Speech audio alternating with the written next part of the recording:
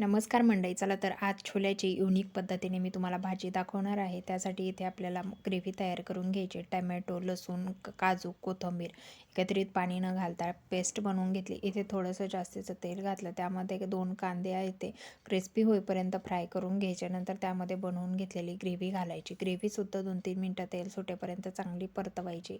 इथे काळा मसाला, घरगुती मसाला, त्याचबरोबरचे मटण मसाला घातला. हळद घालायची. वरतून आपण उकडून घेतलेले छोले घेतलेले आहेत. 5 शिट्ट्या कुकरला काढून छोले चांगले मऊ उकडून घेतले होते.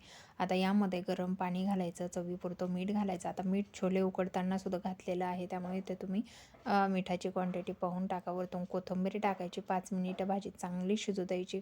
भाजीला काजू नये.